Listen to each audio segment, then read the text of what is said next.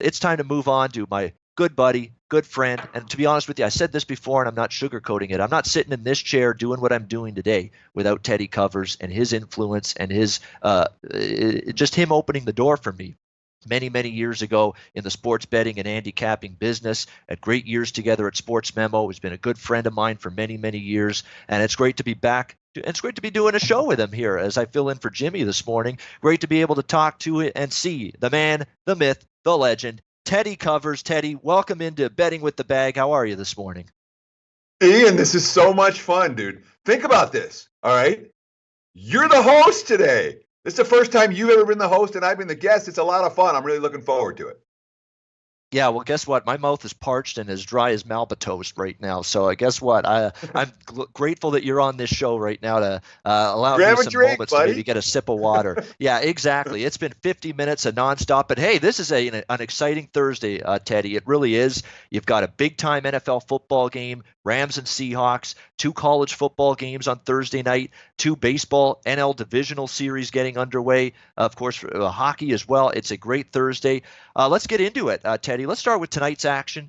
Let's start with the NFL game. It's a big one. 3-1 Rams, 3-1 Seahawks. I cashed a ticket with Tampa Bay last week against the LA Rams. I thought it was just that perfect sandwich situation. Rams in between Cleveland on Sunday night, Seattle on this Thursday night short week divisional game. Tampa Bay, a better team than I think coming into the season than people thought. I think Bruce Arians is having a positive impact on Jameis Winston and that team overall. Todd Bowles, the defensive coordinator, not a great defense still by any stretch, but improvements, baby steps forward. And other than one bad decision by Winston last week, slowly but surely, Bruce Arians is eradicating the mistakes and the bad decisions out of Jameis Winston's game. He had a pretty good game last week against the Rams. I said earlier in the show, Teddy, a large part of that was probably the Rams were just flat in that game, given the spot. I don't think they will be tonight. That being said, I'm high on this Seattle team as well. They're 3-1. I cashed with them against Arizona last week. -5 they were in that game. I thought they could take care of business. They did. You could say that their schedules come up a little bit light. Cincinnati, Arizona, 2 pretty bad teams they had to play. They did beat New Orleans, of course. They did beat Pittsburgh in the game on the road when Ben Roethlisberger got hurt and Mason Rudolph had to take over. These are 2 teams I like, 2 teams I'd rather bet on than bet against. I gave out a slight lean to the Rams, but it's not really anything that I'm overly strong on. Teddy, what's your thoughts on the Thursday nighter? Well, remember, Seattle didn't beat New Orleans. New Orleans went up there and kicked their butt. Exactly. So, yes. That's why Bridge. Yeah. So, that's a loss that the Seahawks suffered. So I have a problem with this game, and I'll be flat out. I'm not playing it. My initial lean was towards the Rams, and the thought process hasn't changed. Rams are better than the Seahawks. All right. So if I'm catching points with the team that I think is the better of the 2 teams, I'm likely to be interested. In general, and I'm not. To me, it's not a debate. Are the Rams and the Seahawks the same? No. The Rams are better. I think they're better on both sides of the football. They're certainly the better offensive team than Seattle. However, when you look at the situation, and yes, I'm with you 100% that it was the Rams last week was more flat spot than the Rams stink. All right. Because, they didn't show up. And it was a notable flat spot on their schedule, off 2 huge games with 2 divisional games on deck. And in between, we just have Tampa coming to town. And they, it was 21-0 Bucks early. And the rest of the game was LA trying desperately to come back in, get back into it, which they did, but they couldn't, they weren't able to do enough. That initial deficit was simply too much to overcome. The problem with backing the better team tonight is, when you talk about, again, it was a bad spot last week for LA. This is a good spot for Seattle in some ways. Let's not forget the Seahawks got swept by the Rams last year. So they lost a home game. They lost a home game. They got blown out by the Rams at home the year before.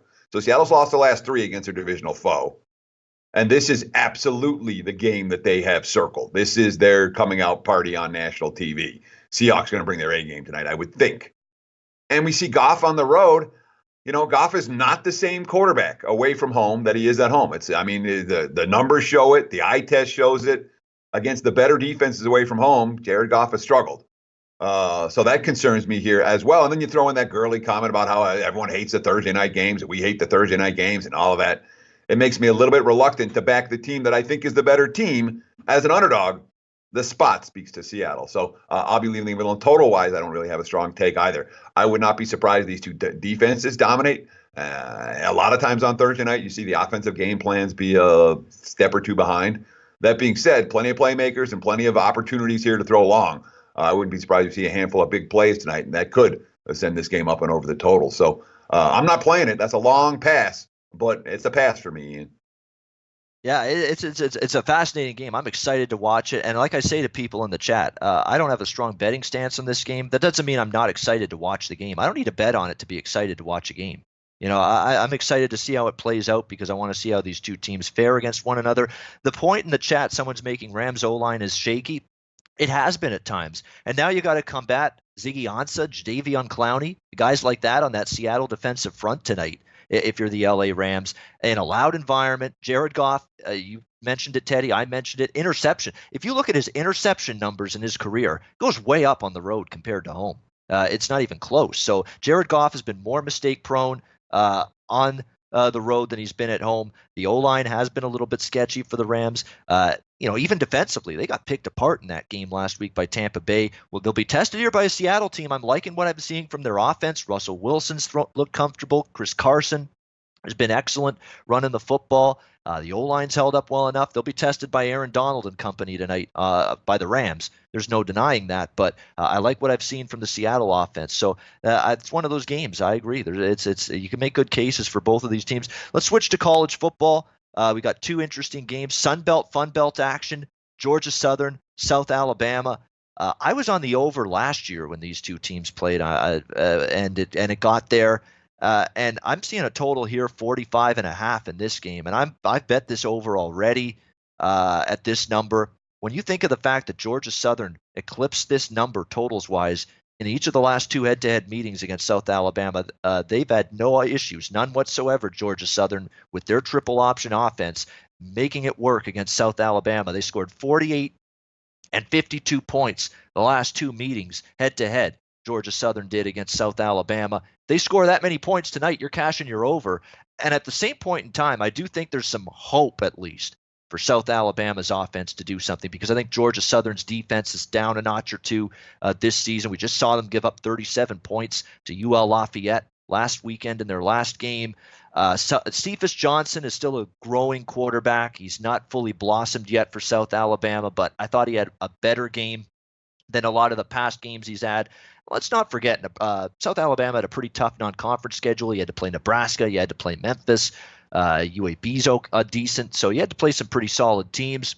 I think South Alabama can move the ball a little bit, and on the other side, I think Georgia Southern will do a lot of damage, just like they did each of the last 2 years with that triple option and Shea Wirtz running it against that South Alabama defense, which the last 2 seasons, you go back and you look at the past history, South Alabama's had no answers for Georgia Southern's offense. So give me the over here in this game, 45.5. I guess I'd play the favorite too if I had to, but I'm a little bit stronger on the total than I am the side. Teddy, you got any thoughts on this Thursday night Sun Belt affair? So, Ian, this makes a ton of sense when you talk your overplay, because when you talk about statistics lying early in the season, and we've seen a ton of under money. The wise guys are betting the under in this game. Why are they betting the under? Well, South Alabama currently number 115 in the country in scoring this season. Georgia Southern, number 119 in the country in scoring. Neither of these two teams have been lighting up the scoreboard. Why haven't they been lighting up the scoreboard? Because like most of the Sun Belts and MAC and Conference USA squads, they're stepping up in class constantly over the first month of the season. And once those non-conference affairs are over, you end up with what I consider to be often a very misleading statistical profile. So these are two teams that haven't moved a whole lot on offense. The total's been bet down all week long. We're looking at 46 right now, even 45.5. And that was a good notch higher earlier in the week. There was 49s out there. So we've seen under money based on the statistical profile that is clearly misleading, because now, instead of stepping up in class, they're facing teams that are very similar to themselves. So that over makes a ton of sense, Ian, whether it cashes or not. And you know what? I know I'm a grizzled veteran now, like you, Teddy, in this business and in this industry. And I know you'll be proud of the fact that I actually snagged 45 minus 115 at Bet Online, I think yesterday or the day before, in terms of this over. So you always talk, Good get number. the best of the number, get the best of the number. Well, there you go. There's an example of it for you right there. Well, yeah, and again, we talk about, and it's much easier for us to do. Look, we do this full time. This is our jobs. And, when I get off this podcast, I don't have another job that I have to go to. What I do is I sit down and you got your screen open, and you're doing your research, and you work all day doing this. Yeah, we spend some time talking about it, but the majority of my day is spent digging. I'm a digger. I'm a miner. And then you're looking for info and tracking, seeing where the lines are going to move. That gives us an edge when it comes to getting the best of number, the absolute, you got a 45. Not many people are going to have 45s.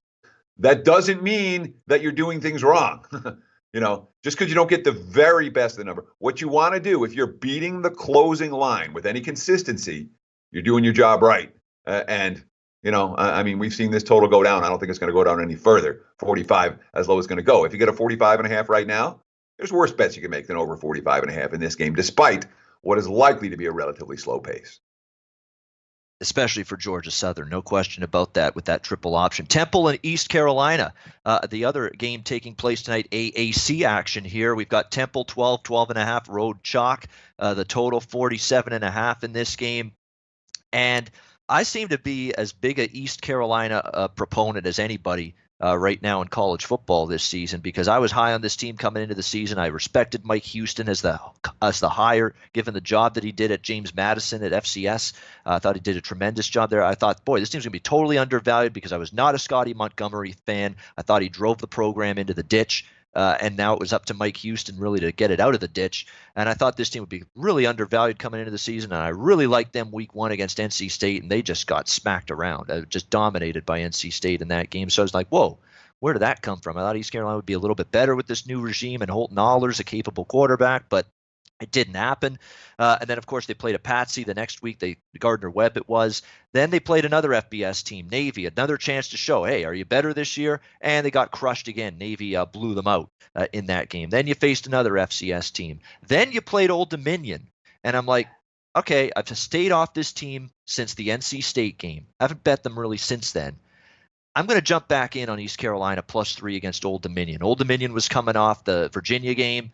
Big game for them. They fell short. Great effort. Came back home. And it was East Carolina's best game of the season. The offense looked better. Allers moved the ball. The defense was capable after getting shredded by Navy and NC State in those 2 FBS games.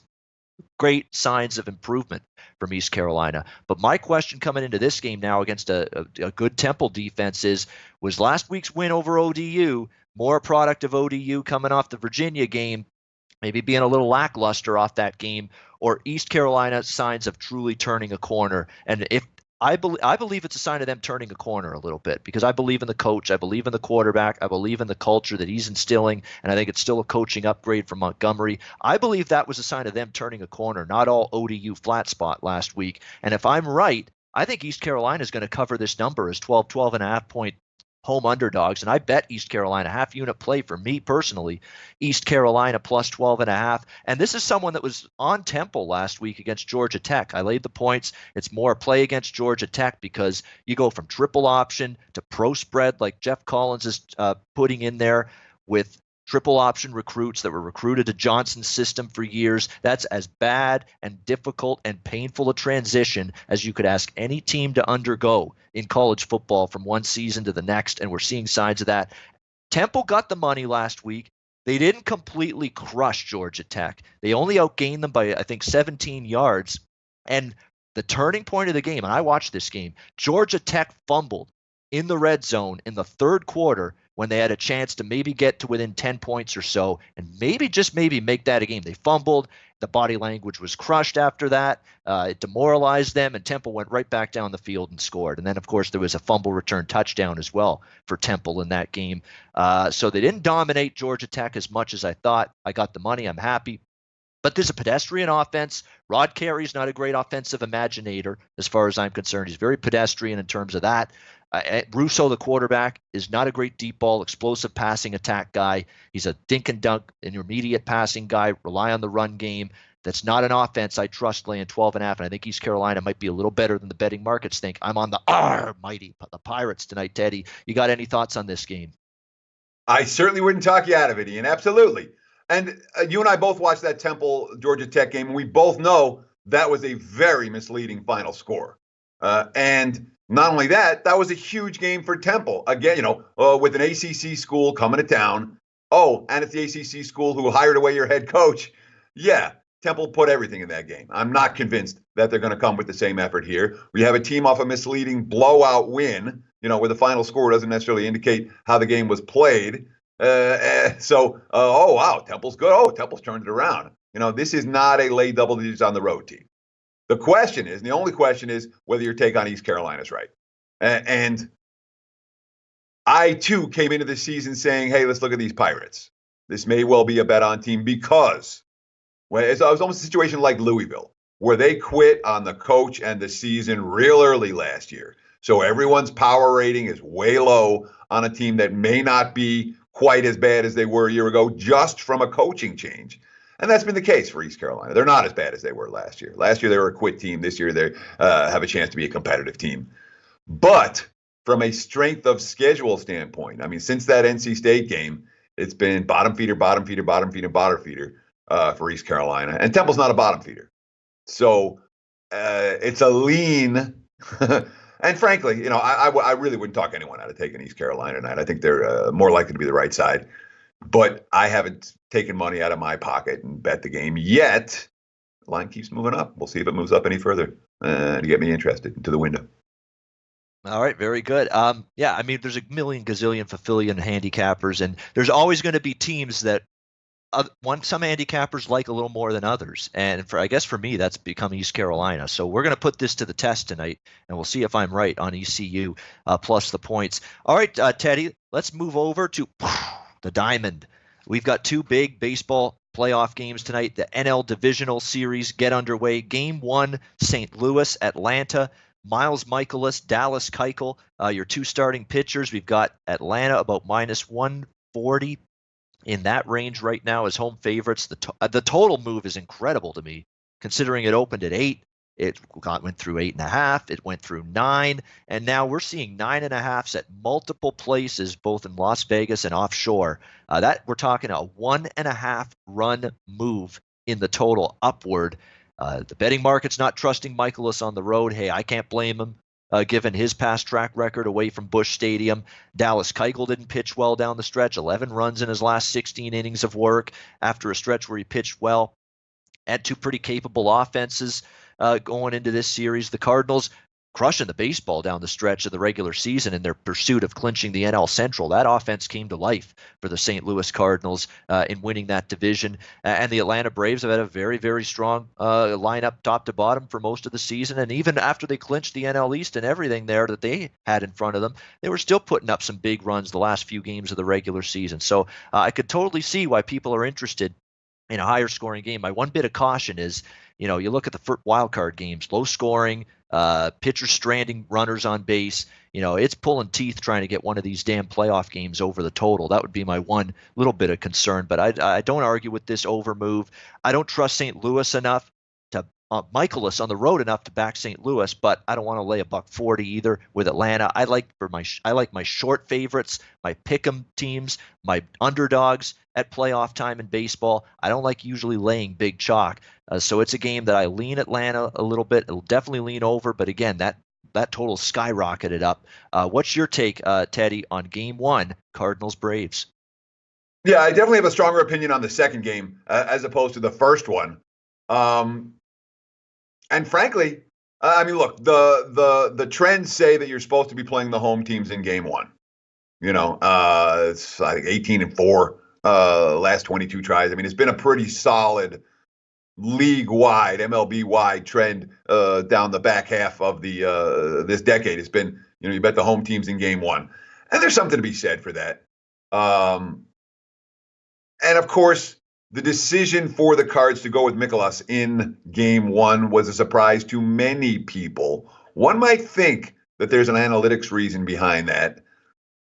And I don't know. Let's put it this way. And you talked about the totals and the difficulty in getting games over the total in the postseason. I don't bet a lot of playoff overs. I really don't. And I certainly wouldn't bet one after the line's already moved a 1.5 in this. In my mind, that's a little bit excessive. And I think there's a reason that Mikolas is going today for St. Louis. That's all I'm saying.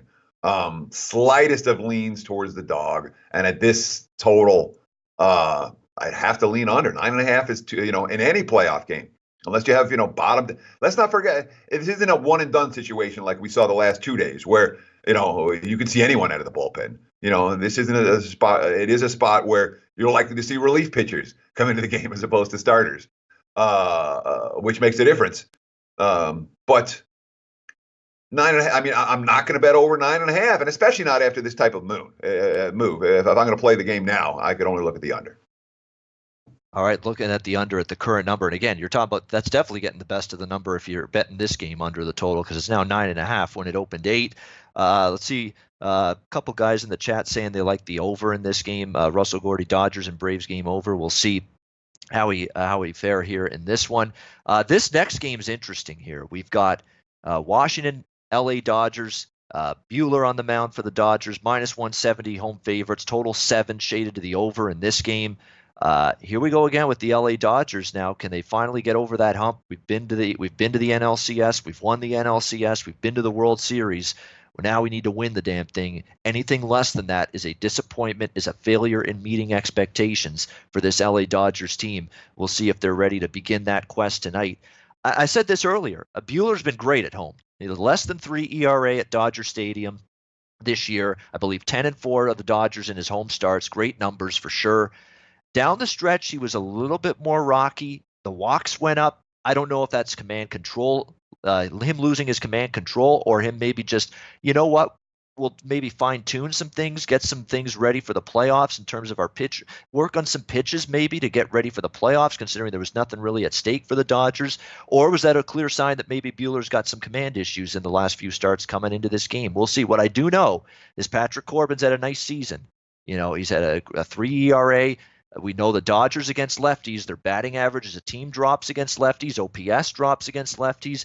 The runs per game is 1 run lower against lefty pitching than it is against righty pitching. This has been a little bit of a bugaboo in past seasons for Dave Roberts' team, being able to consistently hit left-handed pitching.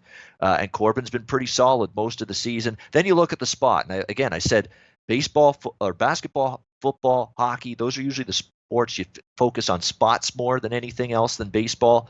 But here's the Dodgers. They haven't played since Sunday. They coasted down the stretch of the regular season with nothing to play for. And here's Washington with positive energy, hitching their giddy up, coming to LA for this game after the comeback win against Milwaukee with a lefty on the mound that's more than capable. I cannot make a case to lay -170. Personally, it would be a Nationals or pass spot for me, Teddy. What's your take on this one? Oh, I laid it with the Dodgers. I got Dodgers in my pocket. I think I laid $166 with LA. And I'm telling you flat out, I'm betting the Dodgers every game. That's my team this postseason. You read those quotes out of that locker room, that is a focused baseball team for the playoffs. And everything Dave Roberts did down the last 3 weeks of the regular season, everything was pointing towards this game, this series, this postseason. I'm not worried about Buehler's issues down the stretch. I'm not worried about it at all. And again, you can focus all you want on starting pitching whenever you want to. What do we say? 60% of postseason games going to be decided by the bullpens? 70%? 50%? Doesn't matter. A fairly high percentage. More than at least half of postseason games are going to be decided by bullpens. There's no comparison between these two bullpens. I know the Nats managed to get out of the ninth against Milwaukee, against the Brewers team that was shell-shocked. I don't think that they close out this game easily if they have a lead. And I will be on the Dodgers. The Dodgers are you say, what's my team? I got the Dodgers in the NL and the Rays in the AL, and let's see where they roll. That's 2 teams I'm interested in supporting, not just in game 1, but throughout the course of their first round series. Yeah, I said this last night on a show I was doing about the Rays, that if you could just somehow in that, you're obviously up against it in that series against Houston, they throw out Verlander, Cole, and Greinke at you, but if you can somehow get through those games, be 3-3 or down by a run in the 7th or 8th inning with that bullpen, and the Rays have a tremendous bullpen, and they showed it last night against Oakland. They can steal a game or two at least in that series because their bullpen can go toe to toe. Houston's got a good bullpen too, but that Rays bullpen, if it's close late, that becomes a coin flip. Every single Rays-Astros game in that series is going to become a coin flip if it's tied in the 8th inning because the Rays bullpen can go toe-to-toe with Houston and shut down some of those big bats that the Astros have. So that is a big benefit to them going into that series. They have a tremendous bullpen. So Dodgers for Teddy covers. He's laying it with the Dodgers, and he's looking to ride the Dodgers game in and game out through the season. Russell Gordy liking the Dodgers. Tolkien saying Dodgers roll. Joe Anisi lean over Dodgers and Nationals. See what the chat is saying about this game. Team Money liking the Dodgers to win. Definitely.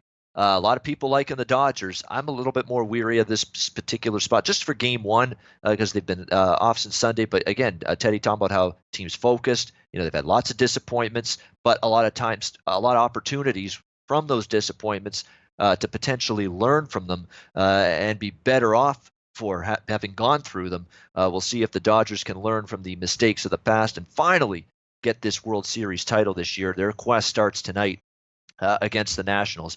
All right, I think the show goes till about 12:30 p.m. Eastern, 9:30 a.m. Pacific time, so we got about 10 minutes left. We'll blast through college football and NFL. I'll blast through some games that I'm interested in, Teddy, and I'll get your take on them. I think that's what we'll do right now for college football and NFL. I know I've already bet this New Mexico-San Jose State over the total on Friday night. It's 67. It's gone up a little bit. I agree with that. I don't see New Mexico stopping the passing attack. Josh Love and San Jose State's got a passing attack now all of a sudden. They can throw the football a little bit, and they've got a pretty solid quarterback there. New Mexico's defense is bottom tier, and I don't think San Jose State's defense is better, but I don't think they're shutting down New Mexico completely, who can throw some stuff at you. Great balance of the run. They're a lot more balanced offense. Years past, they were really run heavy. They're a lot more balanced offense, but I see two civ defenses in this game and a lot of points with New Mexico and San Jose State on Friday night. Anything in that game interest you, Teddy? So it's funny because my thought process with the New Mexico over is, oh my God, you can't play New Mexico over. That offense isn't good enough. And then you start looking at the actual numbers. They're gaining 6.1 yards per play on offense. Of course, the defense can't stop anyone. We know that. They're giving up 6.8 yards per play. But I was surprised at the Lobos' offensive stats in aggregate, despite the fact that they played a fairly tough schedule. And you're right about San Jose. This is different. And it was really clear last week at Air Force that what we saw against Arkansas wasn't a mirage. Kids throwing the football all over the field in a tough spot. And I know that was a weird backdoor cover and all of that. But don't forget that San Jose was first and goal 4 different times in that game. 4 different times they went for it on fourth down, and 4 different times they couldn't punch it in. My biggest concern with the over is red zone offense. But it's certainly, from a matchup perspective, it certainly makes a whole lot of sense. All right, let's go to Saturday, one that I've already taken. Man, I love this team. They've been so kind to me this season. Actually, not all season, because I was late on getting on them and realizing how good they were. I've only taken them the last 2 weeks. But boy, at least I got on them and realized it. Wow, this team's a lot better. I'm really liking what I'm seeing from them. That's the SMU Mustangs. They're hosting the Tulsa Golden Hurricane. SMU 12.5-13, total 62. I was on SMU 2 weeks ago against TCU. They won that game outright as plus points. And I did something last week, Teddy, I never usually do. That's take a team in the much worse spot against their opponent who's in a tremendous spot. South Florida, at home, off a bye, fired up to play SMU. SMU let down after playing TCU. I didn't buy into it one bit, as nobody's seen South Florida play football the last year since that hot start to last year. They stink. Charlie Strong is horrendous. Blake Barnett, there's a reason he's transferred to 4 different teams. He can't throw the football with any sort of consistent accuracy. So bad they actually replaced him a couple of games ago. The defense is a sieve defense. It continues to be. I said, you know what? Spot be damned. I'm laying 7.5, 8, whatever it was with SM. It was 7.5 I got with them as road chalk last week at South Florida. They're better than South Florida. I don't buy into letdown for them. I don't buy into great spot for South Florida. South Florida stinks. They're no good. period. And the coach is awful, and he's probably on his way out. So, and SMU rewarded me for my conviction with just an easy, dominant blowout win. This is a great football team. They have a D-line now, SMU. They can finally get in the backfield, get pressure from that D-line. Their defense has improved, but it's their offense is electrifying. Shane Buechele, the Texas transfer, has been amazing, been incredible. They're 5-0 straight up, 5-0 against the spread. I've been on them 2 weeks in a row, and I'm going to go for a third time. Now, I do respect Tulsa's defense. Tulsa's pretty good on that side of the ball. They're improved for sure, but their offense is still sketchy. They did have problems at times shutting down Oklahoma State recently in that game. Step up in class against Michigan State and Oklahoma State were a little sketchy for both of those games for Tulsa. It's a lot of points, and you always worry that, hey, maybe now betting markets are catching on to really how good this SMU team is right now. But I'm going to try it one more time with SMU here, minus 12.5 against Tulsa. They really have been that good and certainly been good to me. Any thoughts on this game, Teddy? Yeah, I mean, the problem with SMU, they are getting a pretty big betting bandwagon right now. And any of the teams that are perfect against the spreads, the Auburns of the world, the SMUs of the world, they're going to attract more betting attention than your average team with the same record just because they've covered every week. And when a team covers every week, whoever bet them last week is likely to look at them again, and they're likely to attract new bettors. And that's the case certainly for SMU here. Great call last week. Certainly, what do you think of South Florida laying doubles this week? You're going to take UConn plus? I was a little bit tempted, but I don't know that I'm going to get there. But certainly, and the other problem you have with SMU this week is that none of they beat South Florida. They destroyed South Florida. That game was over by halftime. It was easy. It was right side, and that means you're laying a premium with them. And Tulsa's no joke. All right, Tulsa led Oklahoma State at the half. Tulsa battled down to the wire with Michigan State. Defensively, this team's good. Offensively, they're very pedestrian. They're ham and eggers. It's not a Tulsa offense that's going to march up and down the field. And if SMU's offense, if the Dykes offense is able to move, just throw the football all over the field and Tulsa can't stop it, there's no way that Tulsa is going to trade points with this team. And SMU's going to win and SMU's going to cover. But I've seen a pass rush from the Hurricane this season. They're not. They've been controlling the line of scrimmage on the defense side of the football. Their secondary is pretty good. It's a fascinating matchup to me. It really is, because I'm curious to see if Tulsa's defense can handle this. I think they might be able to. And if they do, and Tulsa definitely correlates with under here. If you like the Hurricane, you're taking the points, and you may want to maximize your ROI by putting a little two-teamer in with Tulsa under. Because again, if SMU's in the 40s, Tulsa's in trouble. I do think there's some correlation between side and total with the underdog and the under. And I think there's at least a chance that Tulsa's defense is going to be able to contain SMU. So it's a game I'm not going to bet, but it's a game I will pay a lot of attention to. I want to see, A, if SMU can keep that momentum forward, and B, if Tulsa's defense is good enough to stop a spread offense that is clicking on all cylinders right now. So fascinating game to watch, not one that I'm excited about betting on. Good luck with your SMU. Thank you very much, my friend. I'm tempted by UConn as well, because it's South Florida is a straight-on fade for me, a bet against team for me. But do you really want to put your money on the Connecticut Huskies? As that's the thing that's rattling around in my head right now. I'm not sure I want to, but I'll tell you what, there's no way I would ever in a million years lay 11 with South Florida on the road right now. There's no question about that. One game that I bet, it's a total that's gone up, and people agree with this clearly. You want a game that could end up being 45-31, 48 35, some kind of score like that. I think Utah State LSU could be that game this week. I mean, you look at these two offenses. You look at the fact that LSU's got cluster injuries on defense coming into this game. They've had some injuries on that side of the ball the last couple of weeks. It affected them a little bit against Vanderbilt in a recent game. And Utah State's offense still has Jordan Love, a senior dual threat quarterback who's been very good for that program, able to move the ball. And I don't know if Utah State's defense is shutting down LSU. Man, that offense looks good. Bringing in Joe Brady. They're not your average Joes, folks. Burrow and Brady, they're getting the job done for this LSU offense right now. They've looked electrifying, and I don't know if Utah State's got any answers. This total's been hammered up, and I can see why. It's up to 73 now. I think it's a light up the scoreboard. I saw some great quotes too, Teddy, from LSU reading up on this game.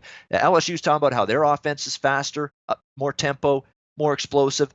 They're talking about Utah State's offense and praising it, saying that team we're about to play, Utah State, they go even faster than we do on offense. So you're going to get plenty of pace, big plays probably from both sides. They're both capable of it. Yeah, that should be a lot of points. Do you have any thoughts on that Aggies-Tigers matchup? I mean, I certainly wouldn't talk you out of an over. It makes a ton of sense. And again, I do lean over. I wouldn't talk you out of the over. I'm going to give you a couple of concerns that I have about the over. And my biggest concern, I've been two of them.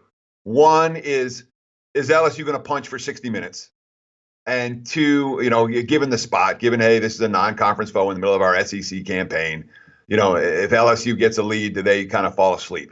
Because LSU's been such a good offensive team because they haven't done that all year. They continue to put their pedal to the metal for 4 quarters all season long.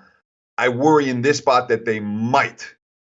The other concern that I have, and again, we've seen Utah State's offense work against good defenses, mediocre defenses, bad defenses. It's worked against all three.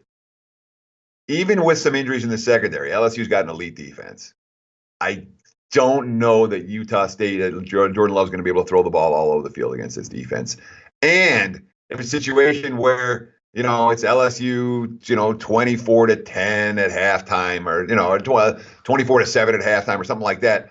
I don't know that we see a max intensity second half of this ball game. So it makes sense, but it's not one I'm likely to get to the window with because I do have some significant concerns. A little bit about both teams' ability to get the required points to get this one over 10 touchdowns and a field goal. All right, so lean over, but some trepidation for Teddy with that one. We're about 5 minutes or so. We'll wrap it up. I do want to throw some Sunday NFL out there. We'll turn briefly. I'm going to throw out what I'm looking at right now. This is everything that I've got in front of me that I'm looking at seriously as a bet for Sunday in the NFL right now. I'm looking at Baltimore-Pittsburgh over 44.5. I think the Baltimore defense is awful, and I had Cleveland last week. I took Cleveland Browns +7. I said Baltimore's defense, I don't trust them laying that points. And that defense now a few weeks in a row hasn't looked great. And I like Mason Rudolph. He's been a bet on quarterback for me in college. I said I think this offense is not going to fall off a cliff with Pittsburgh with him at the quarterback spot. I think they'll move the ball.